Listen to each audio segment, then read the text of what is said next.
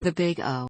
The story takes place 40 years after a mysterious occurrence causes the residents of Paradigm City to lose their memories. The series follows Roger Smith, Paradigm City's top negotiator.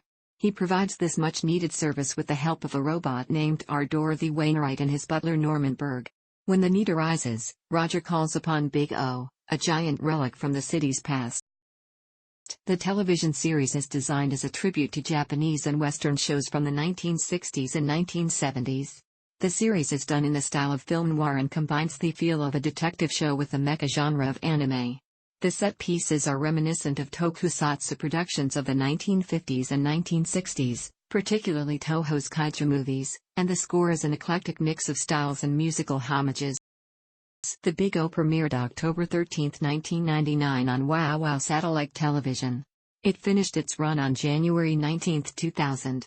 The English-language version premiered on Cartoon Network on April 2, 2001 and ended on April 18, 2001. Originally planned as a 26-episode series, low viewership in Japan reduced production to the first 13.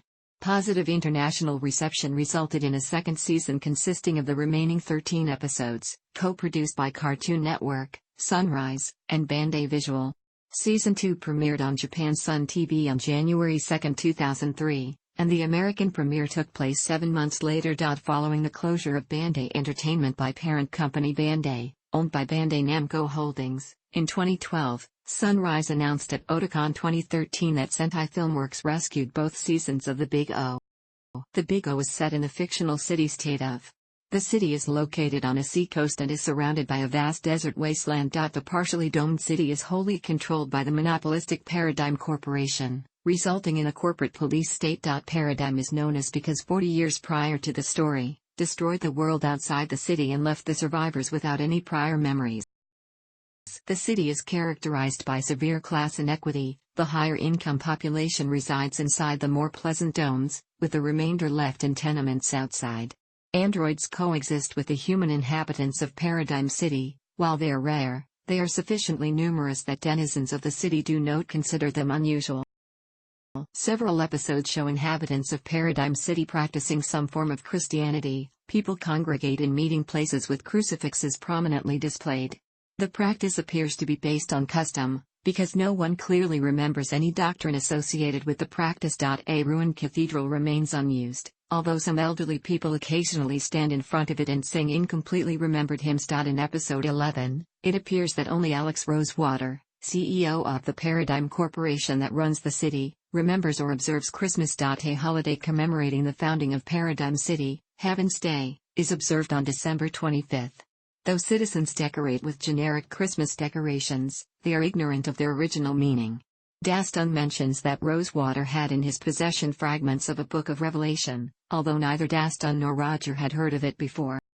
Although the textbook definition of memory is a record stored in the brain of an organism, the citizens of Paradigm City use the term more loosely, can refer to forgotten knowledge, records or artifacts from before the event, or partial forms of recollection including hallucinations and recurring dreams. The first season is episodic. Each episode, referred to as an act, relates a separate instance, the resurgence of lost memories and how the citizens cope with their collective amnesia. The final episodes introduce elements that come into play during Season 2, like the discovery of people living outside of Paradigm City, the true nature of the event, and something obliquely described as the power of God wielded by the hand of man. While the majority of the first season's episodes are self-contained stories, the second season comprises a single serialized story arc. Alex Rosewater becomes a direct antagonist to Roger, and a mysterious group known as the Union is introduced, containing agents of a foreign power working within the city. The series ends with the awakening of a new Megadeus, and the revelation that the world is a simulated reality. A climactic battle ensues between Big O and Big Thou, after which reality is systematically erased by the new Megadeus, an incarnation of Angel, recognized as Big Venus by Dorothy. Roger implores Angel to let go of the past regardless of its existential reality, and focus only on the present and the future. In an isolated control room, the real Angel observes Roger and her past encounters with him on a series of television monitors. On the control panel lies Metropolis, a book featured prominently since the 13th episode, with the cover featuring an illustration of angel wings and gives the author's name as Angel Rosewater. Big Venus and Big O physically merge, causing the virtual reality to reset. A white flash subsides, and the first scenes of the first episode of the series play out. New versions of Dorothy and Angel watch Roger drive down the street as he delivers again his first speech of the series. "My name is Roger Smith. I perform a much-needed job here in the city of amnesia," although he is a little hesitant this time. The ending title card, "We Have Come to Terms," appears, and the credits roll. Development of the retro-styled series began in 1996. Keiichi Sato came up with the concept of the Big O, a giant city-smashing robot, piloted by a man in black, in a Gotham-like environment. He later met up with Kazuyoshi Katayama, who had just finished directing Those Who Hunt Elves, and started work on the layouts and character designs. But when things were about to really start moving, production on Katayama's sentimental journey began, putting plans on hold. Meanwhile, Sato was heavily involved with his work on City Hunter. Sato admits it all started as a gimmick for a toy, but the representatives at Bandai Hobby Division did not see the same potential. From there on, the dealings would be with Bandai Visual, but Sunrise still needed some safeguards and requested more robots be designed to increase prospective toy sales. In 1999, with the designs complete, Chiaki J. Kaneka was brought on as head writer. Among other things, Kaneka came up with the idea of a town without memory, and his writing staff put together the outline for a 26-episode series. The Big O premiered on October 13, 1999 on WOWOW.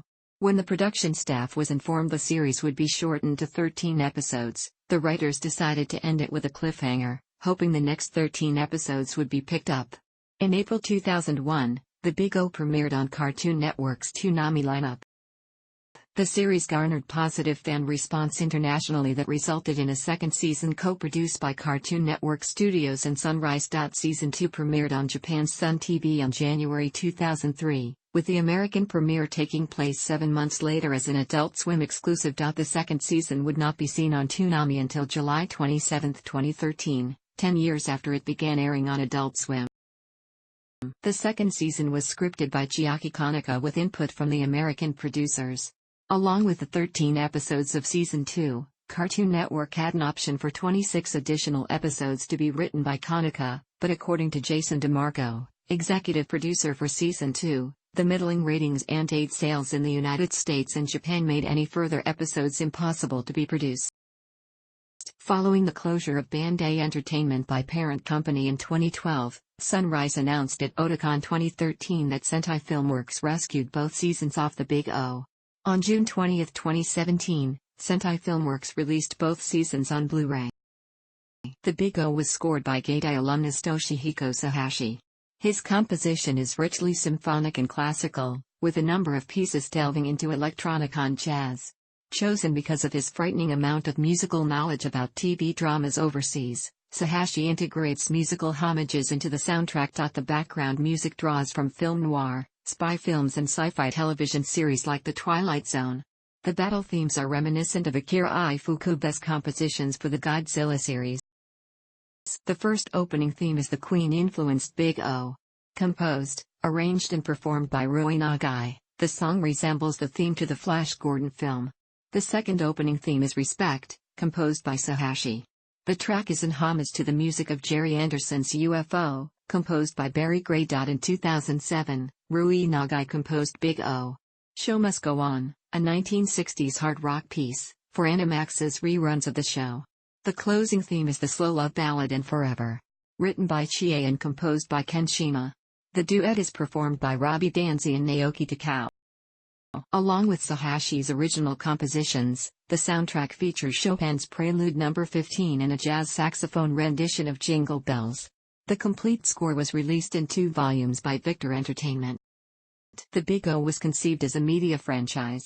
To this effect, Sunrise requested a manga be produced along with the animated series. The Big O manga started serialization in Kodansha's magazine Z on July 1999, 3 months before the anime premiere. Authored by Hitoshi Arika, the manga uses Keiichi Sato's concept designs in an all-new story. The series ended on October 2001. The issues were later collected in 6 volumes. The English version of the manga is published by Viz Media.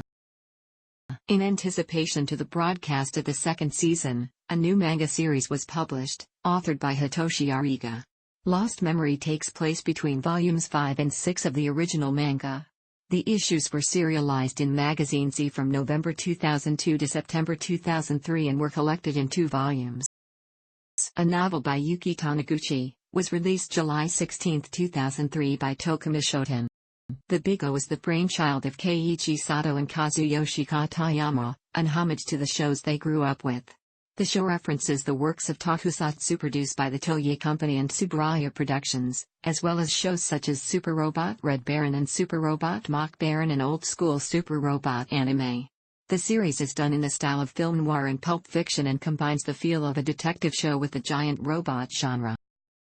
Film noir is a stylistic approach to genre films forged in Depression-era detective and gangster films and hard-boiled detective stories which were a staple of pulp fiction. The Big O shares much of its themes, diction, archetypes and visual iconography with film noir of the 1940s like The Big Sleep, 1946. Low-key lighting schemes mark most noir. The series incorporates the use of long dark shadows in the tradition of chiaroscuro and tenebrism. Film noir is also known for its use of odd angles, such as Roger's low-shot introduction in the first episode. Noir cinematographers favored this angle because it made characters almost rise from the ground, giving them dramatic girth and symbolic overtones. Other disorientating devices like Dutch angles, mirror reflection and distorting shots are employed throughout the series. The characters of the Big O fit the noir and pulp fiction archetypes. Roger Smith is a protagonist in the mold of Chandler's Philip Marlowe or Hammett's Sam Spade. He is canny and cynical, a disillusioned cop-turned-negotiator whose job has more in common with detective-style work than negotiating. Big Ear is Roger's street informant and Dan Daston is the friend on the police force. The recurring Beck is the imaginative thug compelled by delusions of grandeur while Angel fills the role of the femme fatale. Minor characters include crooked cops, corrupt businessmen and deranged scientists.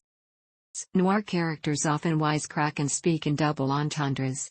The dialogue in the series is recognized for its witty, wry sense of humor. The characters come off as charming and exchange banter not often heard in anime series, as the dialogue has the tendency to be straightforward. The plot is moved along by Roger's voiceover narration, a device used in film noir to place the viewer in the mind of the protagonist so it can intimately experience the character's angst and partly identify with the narrator. The urban landscape, Paradigm City, is the perfect noir milieu. The tall buildings and giant domes create a sense of claustrophobia and paranoia characteristic of the style. The rural landscape, Aylesbury Farm, contrasts Paradigm City. Noir protagonists often look for sanctuary in such settings, but they just as likely end up becoming a killing ground. The series score is representative of its setting. While no classic noir possesses a jazz score, the music could be heard in nightclubs within the films. Roger's recurring theme, a lone saxophone accompaniment to the protagonist's narration, best exemplifies the noir stylings of the series. Amnesia is a common plot device in film noir. Because most of these stories focused on a character proving his innocence, authors up the ante by making him an amnesiac, unable to prove his innocence even to himself. The Big O goes further, by removing the memories of the whole population. The convoluted past is told through the use of flashbacks. In most noir, the past is tangible and menacing. The characters are often trying to escape some trauma or crime tied to the event, and confronting it becomes their only chance at redemption. Before the Big O, Sunrise was a subcontractor for Warner Brothers Animations, one of the series' influences. Roger Smith is a pastiche of the Bruce Wayne persona in The Batman. The character design resembles Wayne, complete with slicked back hair and double-breasted business suit. Like Bruce, Roger prides himself in being a rich playboy to the extent that one of his household's rules is only women may be let into his mansion without his permission. Like Batman, Roger Smith carries a no-gun policy, albeit more flexible. Unlike the personal motives of the Batman, Roger enforces this rule for it's all part of being a gentleman. Among Roger's gadgetry is the Griffin, a large, black high-tech sedan comparable to the Batmobile, a grappling cable that shoots out his wristwatch and the giant robot that Angel calls Roger's alter ego. The Big O's cast of supporting characters includes Norman, Roger's faithful mechanically inclined butler who fills the role of Alfred Pennyworth, Dorothy Wayneright, who plays the role of the sidekick, and Dan Daston, a good honest cop who, like Jim Gordon, is both a friend to the hero and greatly respected by his comrades. The other major influence is Mitsutoru Yokoyama's Giant Robo. Before working on the Big O, Kazuyoshi Katayama and other animators worked with Yasuhiro Umegawa on the feature, a retro chic homage to Yokoyama's career. Took 7 years to produce and suffered low sales and high running costs. Frustrated by the experience, Katayama and his staff put all their efforts into making good with the Big O. Like Giant Robo, the mega deuses of Big O are metal behemoths. The designs are strange and more macho than practical, sporting big stovepipe arms and exposed rivets. Unlike the giants of other mecha series, the mega deuses do not exhibit ninja-like speed nor grace. Instead, the robots are armed with old-school weaponry such as missiles, piston-powered punches, machine guns and laser cannons. Katayama also cited Super Robot Red Baron and Super Robot Mach Baron among influences on the inspiration of the Big O. Believing that because Red Baron had such a low budget and the big fights always happened outside of a city setting, he wanted Big O to be the show he felt Red Baron could be with a bigger budget. He also spoke of how he first came up with designs for the robots first as if they were making designs to appeal to toy companies, rather than how Gundam was created with a toy company wanting an anime to represent their new product. Big O's large pumping piston sudden impact arms, for example, he felt would be cool gimmicks in a toy. The Big O visual, the official companion to the TV series, was published by Futabasha in 2003.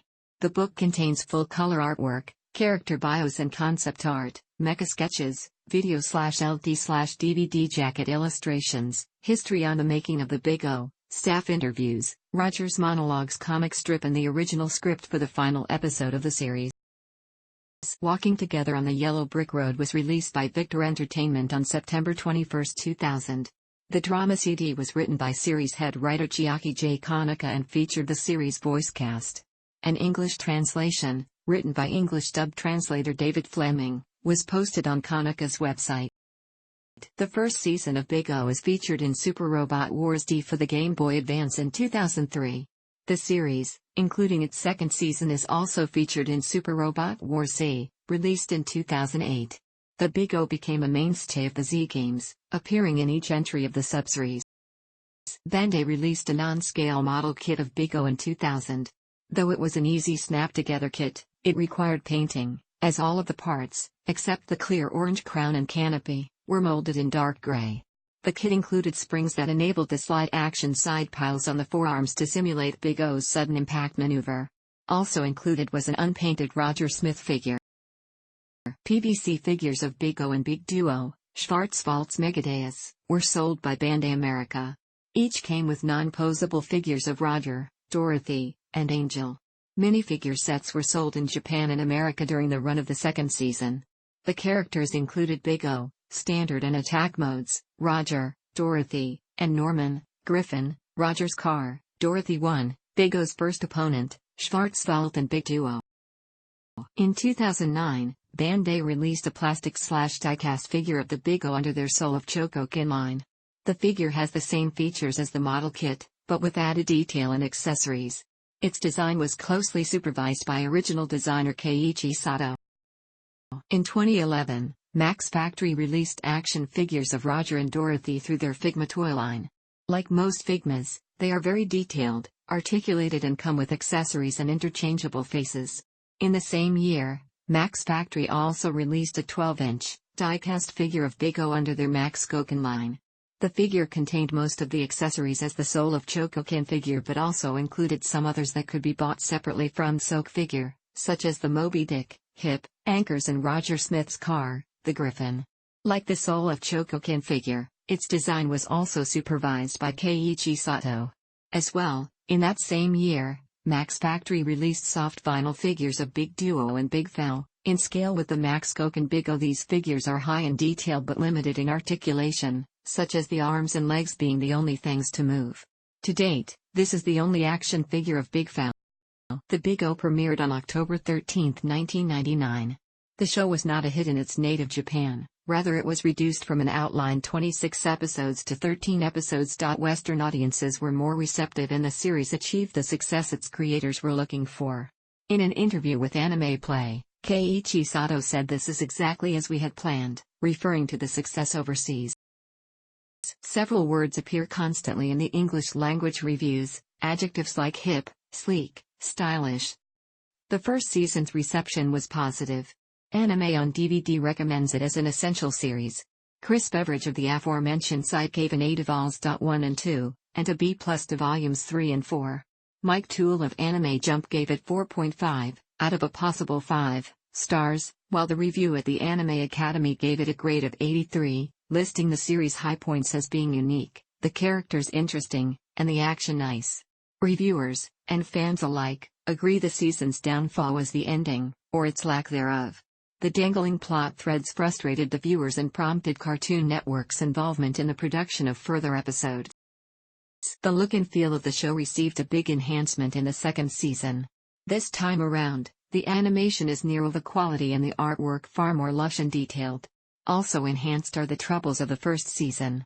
The giant robot battles still seem out of place to some, while others praise the over-the-topness of their execution. For some reviewers, the second season doesn't quite match the first, addressing to something missing in these episodes. Andy Patrizio of IGN points out changes in Roger Smith's character, who lost some of his cool and his very funny side in the second season. Like a repeat of season 1, this season's ending is considered its downfall. Chris Beveridge of Anime on DVD wonders if this was head writer Kaneka's attempt to throw his hat into the ring for creating one of the most confusing and oblique endings of any series. Patrizio states the creators watched The Truman Show and The Matrix a few times too many. The series continues to have a strong cult following into the 2010s. In 2014, BuzzFeed writer Ryan Broderick ranked The Big O as one of the best anime series to binge watch. Dan Casey, host of the Nerdist Stan Cave, stated The Big O was the anime series he was most eager to see rebooted or remade, along with Trigun and Soul Eater. Thanks for watching. Don't forget like the video and don't forget to subscribe.